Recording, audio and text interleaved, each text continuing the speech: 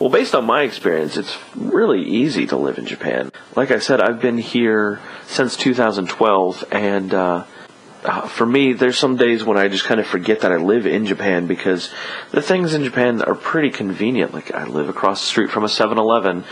There's a bank very close to me that I use. There's restaurants that are near me that I eat at. Grocery stores and things like that are very conveniently located to my apartment. Now, if you live in an area of Japan that's extremely rural, you're going to have trouble getting around without, a car.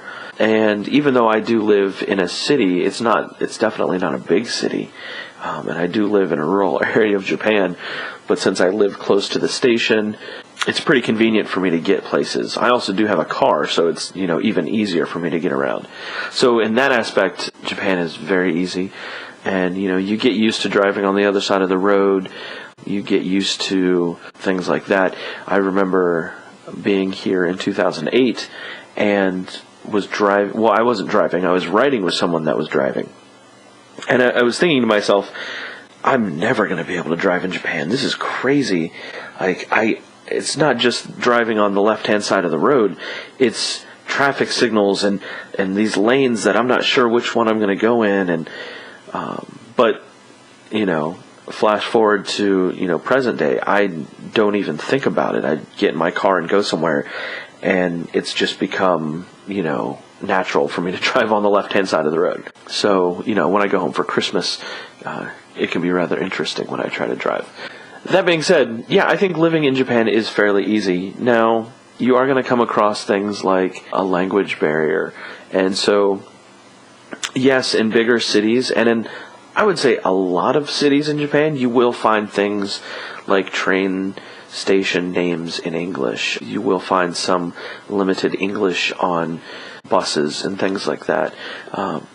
And so it is a little bit easier if you don't speak Japanese. Now, I don't suggest coming to Japan with zero knowledge of Japanese, although that is kind of what I did. Growing up, didn't really expect to actually live in Japan. It was kind of one of those dreams. Like, yeah, I want to live in Japan at some point, but who knows if this will actually happen. And so I didn't really put in the time to study Japanese. And so when I actually got a job here and started working here, I did start practicing, and my Japanese has gotten better. But had I been prepared, or had I actually taken living in Japan maybe a little bit more seriously, I think maybe I would have studied more.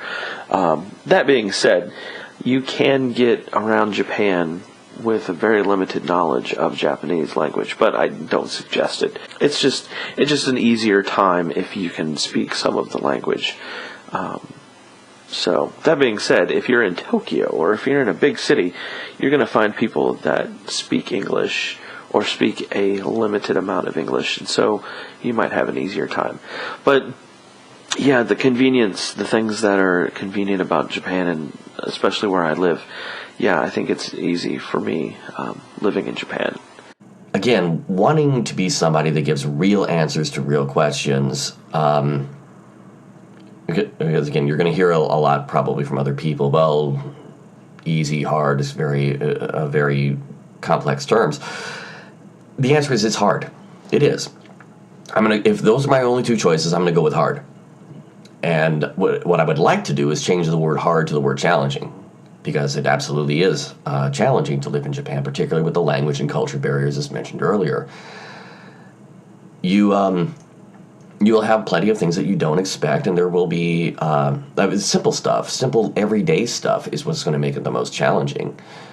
Figuring out how to pay your bills, figuring out how to do how to make an adjustment if something goes wrong. Life happens. I've had to pay bills late before, and I've usually been able to call and let people know, hey, can I make this one 2 weeks late, and work with people. And that's very difficult to do when you're facing a language and culture barrier in a whole different nation, in a whole different part of the world.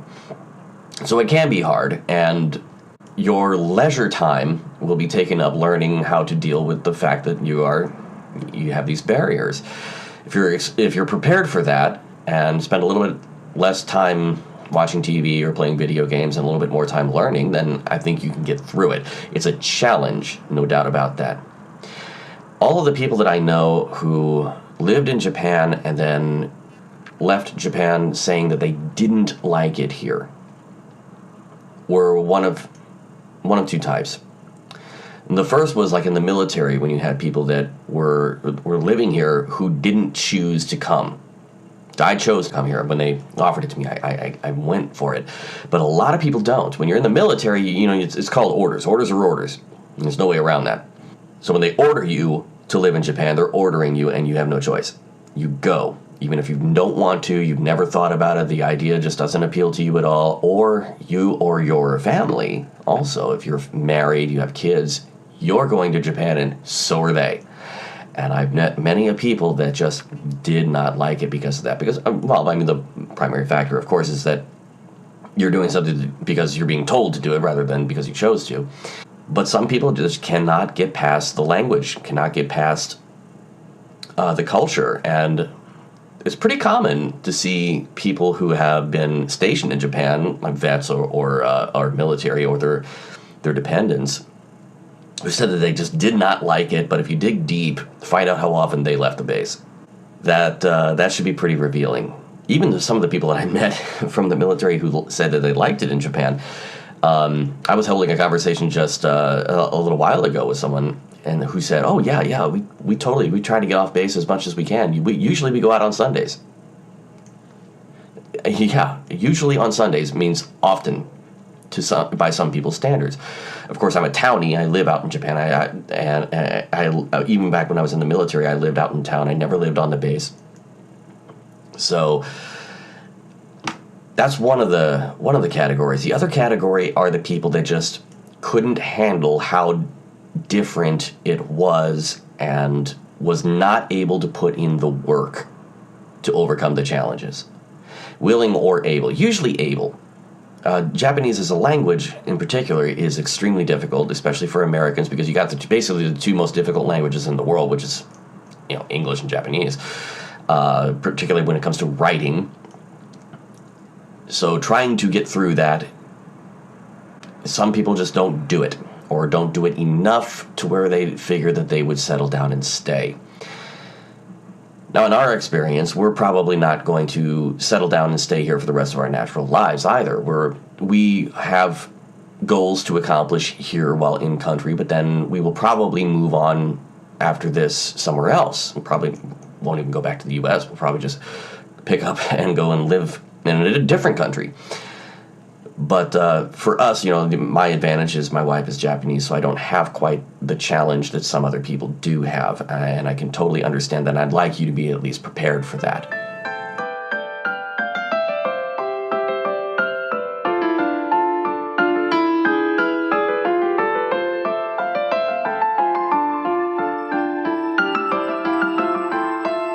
We want to hear from you.